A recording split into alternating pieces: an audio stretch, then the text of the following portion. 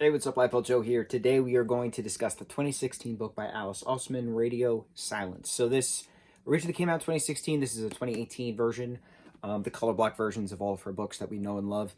This is the fourth book of hers I've read within a 10-day time period. I have never, in my life, read that quick. And these are not short books, right? I mean, this Winter and Nick and Charlie are short, but Solitaire and Radio Silence are not short. They're 400 pages, roughly, respectively. This is one of the best things I've ever read. Best things I've ever read. It's real, and it's real. I don't know what other word to describe aside from real. When you're an individual on the LGBTQIA spectrum, it's on the alphabet, right? When you're a part of the alphabet, certain terms are used, certain things are said, certain things are understood. But a lot of it's questioning. Nothing's black and white, right? Not everything's black and white, but some things are not just black and white. So certain aspects are explored within the alphabet and discussed. But it's not just an alphabet story. I love saying that. I love having that reference.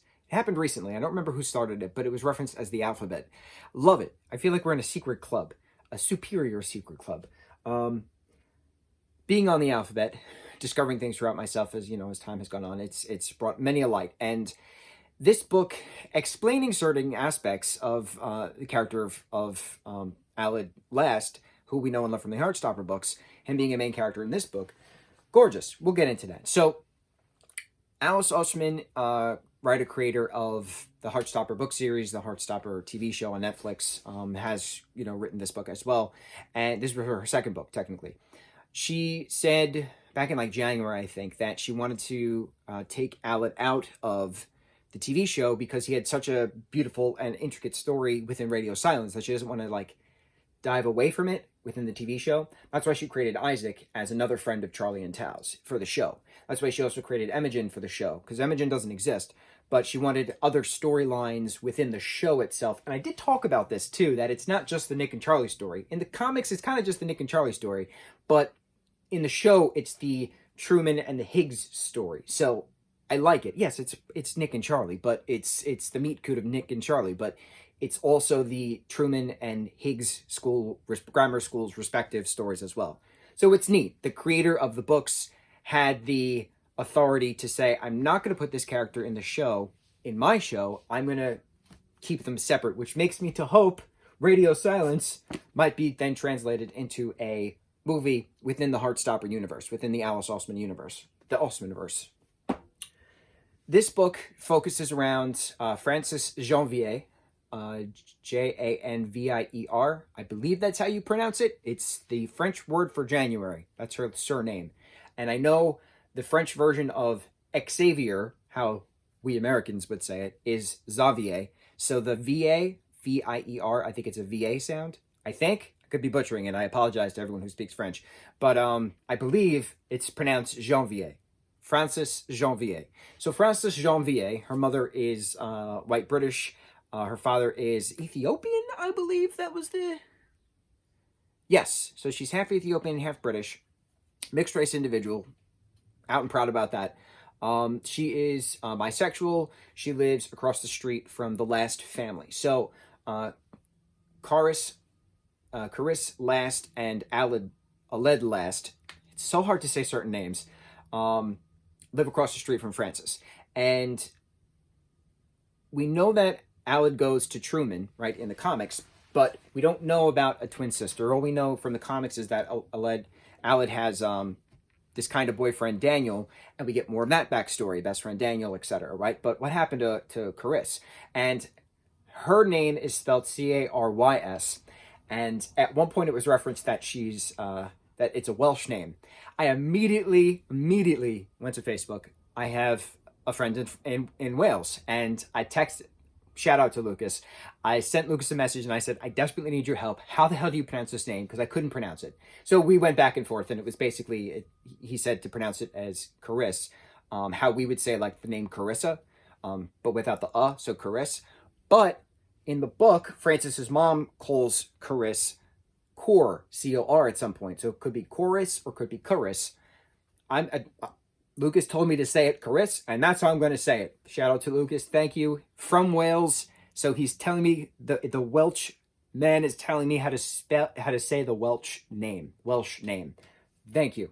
Okay. I have problems with pronunciations, but I try. I try to learn, and that's all we can do, right? We can only try our best. So what's the story of Francis? What's the story of Chris? What's the story of Aled? What's the story of Daniel? Francis's friend Rain is in this as well. What's going on, right? So in the beginning of this book, it's referenced that Higgs burns down, and the last family and Francis's family live way across town, basically. They have to take a train to get to school. And Caris, who is Alad's twin sister, and Francis were friends. They sit together on the train all the time. You know, they saw Higgs burning down at one point, you know, going to school, coming back from school, something like that. So we knew that Higgs burned down. We knew that certain girls would have to go to Truman, but what happened to everybody else? Because not everybody could fit in Truman. So certain individuals then transferred to the academy, which was mentioned at some point. The name of it wasn't Oxford, Ox something. But it was only mentioned at one page at one time about what the actual name of the school was. But it was always referenced as the academy, the academy, the academy. So Aled stayed in Truman. Daniel went to the academy. Chris went to the academy. And Francis, Lorraine were at the academy. So that's kind of where the separation is. So Chris and Francis were friends for a while. Francis was questioning her bisexuality. She wound up getting a crush on Chris, wound up kissing her, and then Chris winds up running away from home the day after, never to be seen again for 2 years. And Francis has always felt that it's her fault, that is why, you know, that's why Chris had left. Turns out it wasn't. There was a lot of torture and abuse at home from their mom, which finally forced Chris to leave, unfortunately leaving Aled behind. And Aled is very to himself. He doesn't express his emotions a lot. Yes, his best friend's name is Daniel. They've been friends since birth. And they started to, you know, go out. But Daniel's very out and proud being gay. Charlie Springer's referenced many times, being out and proud of Truman, being head boy at Truman. Charlie and Nick have a little cameo at the beginning of this book. Beginning of summer of Charlie just leaving Truman before he starts whatever university he's supposed to go to. And Nick and Charlie are not referenced by name, but they hang out with Aled at this bar called Johnny R's, saying that, hey, if you want to leave, you know, Nick has his car, you know, we can just, you know, leave whenever you want. And Aled's like, yeah, no, thank you. I'm going to stay here for a bit, though. But that's really it. You know, they're referenced again, but that's really it. Tori's in it for half a second at a concert. Michael Holden is in it for half a second doing a speech as a Winter Olympian, which was so cool. So cool seeing all these little cameos, knowing that these characters we know and love. So it was neat having this all together. But anyway, we know Daniel from being referenced in Heartstopper, right? That Aled is kind of with him. So what's going on with Aled? What's going on with Radio Silence? Radio Silence is a character and the narrator of this podcast produced on YouTube called Universe City. And it turns out Aled is the creator of Universe City. And it turns out Francis, who goes by Toulouse on Tumblr, is one of the biggest fans. And Radio Silence reached out to Toulouse, asking them if they wanted to do the artwork, because Francis is really great with artwork, for Universe City. Gifts and you know, pictures and things, right? They agreed to it. Revealing who each other was a very interesting, you know, turn of events. Going into different plot points. This book takes place within a full year. So it's kind of like the end of spring term, beginning of summer, to the next end of spring term, beginning of summer. How Francis goes on a journey of wanting to go to school, getting rejected from Cambridge, getting into art school, which was a really cool turnaround. Daniel's story of him hating Francis for so long and then, you know, needing her help. And then them having a massive heart-to-heart on a bench in Cambridge. I bawled my eyes out reading these conversations he had with her. I've had these conversations that he feels that Aled Aled only pretends to love him, even though Daniel's been very clear about it and has always gotten permission, you know, in regards to anything that they do physically or emotionally. But he just feels like Aled is appeasing him. And I've had these conversations with people, and it's horrifying seeing this in a sense that I thought I was the only one to be experiencing this, but then seeing these fictitious characters have these conversations that I've had in real life, mind-boggling knowing that I'm not alone. So for the story to start with radio silence saying, hello, I hope somebody is listening. Right? Hello, I hope somebody is listening. Let me just confirm that. Hello, I hope somebody is listening. I'm good. To then having it end with him at a, giant, massive arena concert for a YouTube event, him as radio silence saying into a microphone, hello, I hope somebody is listening. Tears, tears, tears, tears. I've cried so many times while reading this book. I got so many goosebumps, so many chills. It was a quest. It was a quest to find yourself. It was a quest for Francis to find herself. It was a quest for Al to come to terms with how horrendous his mother is, to having to escape, to Francis going on a whole mystery binge of trying to find Carisse, to finding her in London, to having a conversation with her, saying that Aled is in deep. He desperately needs help. That we don't know if he's on the verge of killing himself. We don't know what's going on. We just need him to be alive. And so Carisse, Francis, Rain, and Daniel go off on a whirlwind 6-hour drive to get to Aled's university, to then save him. There's a whole massive thing with the mom being there. Like, oh my God, it was just mind-blowing, the revelations and the plot twists and the drama, but it was logical. And then Daniel and Aled having a conversation of Aled's asexuality, on the spectrum of asexuality being demisexual, which is when you're really attracted to someone on an emotional front. So you're only sexually attracted to someone on an emotional front. That it's not constant. It's just only there if that attraction is not constant. The attraction is only there if you're emotionally attracted to someone, emotionally invested in someone. So like if you know someone really, really well, and Aled knows Daniel really, really well, and that's why he's attracted to Daniel in that sense. Daniel is out and proud gay, but Aled is not, because Aled is demisexual, which is a form of asexuality. So to have it explained so gorgeously in, I don't know, a paragraph, it brought tears to my eyes. Tears to my eyes. For centuries, not centuries, but for years, I always questioned my sexuality when I was very young. High school. It's when it started. I always liked girls, and then I started to like guys, and then I was like, all right, well, I'm bisexual then, because I was with girls, and then I was with guys, back and forth.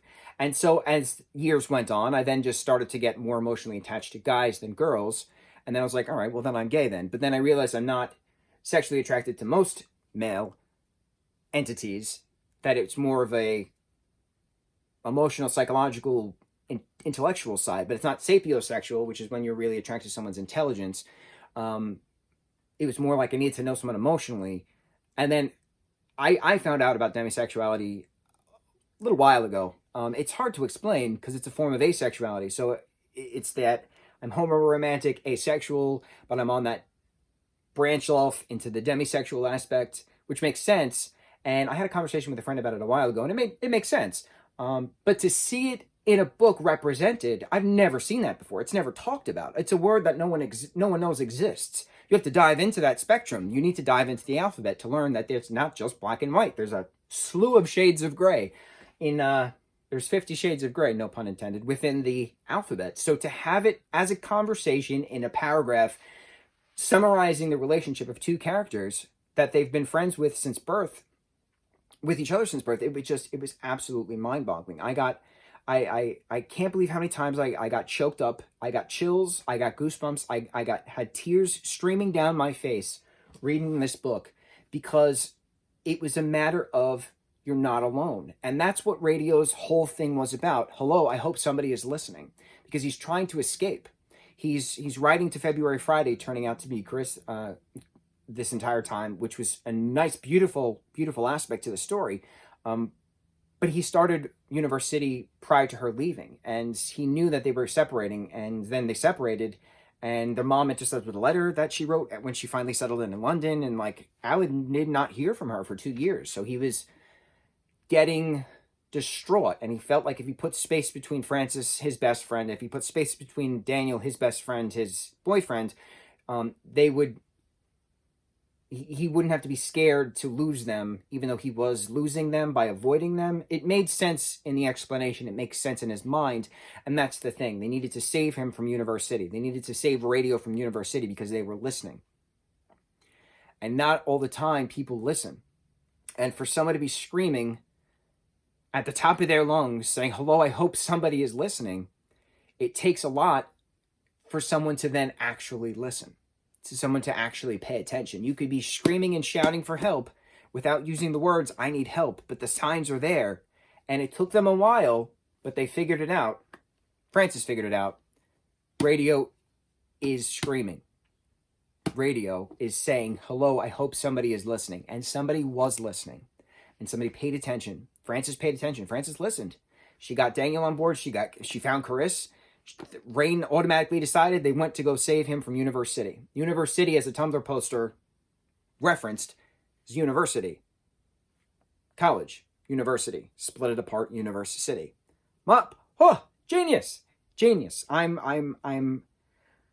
honored and privileged to be binging the hell out of this series because it's a marker knowing that you're not alone.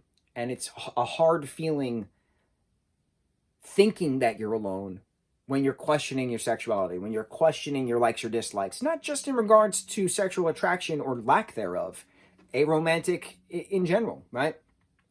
It's not a matter of just attraction. It's a matter of what are your hobbies? What are your interests? What are your likes? What are your dislikes? What makes you you? For Al to go through so many different troubling, disgusting aspects with his mother, the whole scene of her literally pulling his hair and chopping it and inadvertently stabbing him with a scissor, horrifying, horrifying. Putting the dog down, horrifying. It's you think you're alone in certain situations, but you're not, because it's possible that other people have experienced certain similar situations to then discuss about it. Radio is screaming, hello, I hope somebody is listening. And for the book to start with that and end with that, I just can't express how talented this woman is. This individual. I know Alice goes by she, they pronouns.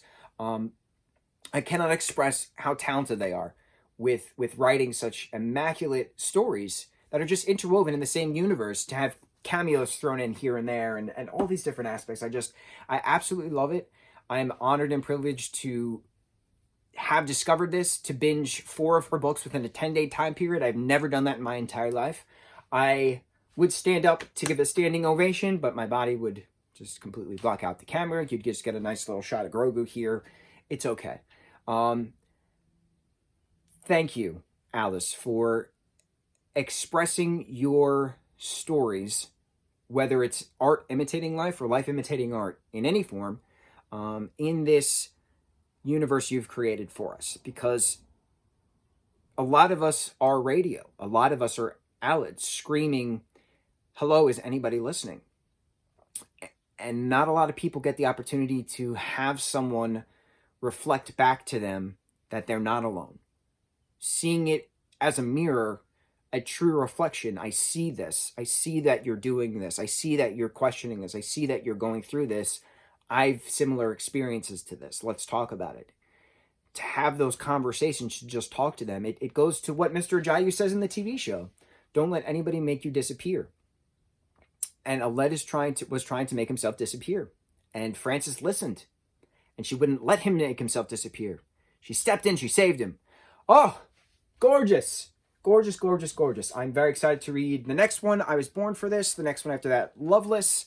I don't know how fast we can binge this because work's been picking up recently. But I'm just amazed at how fast I've been reading these, how involved I've been with these, how I can articulate my feelings with these. This book is incredible. Absolutely incredible. Jaw-dropping, incredible. I am very excited to read the next. On to the next review. Mucho mahalo.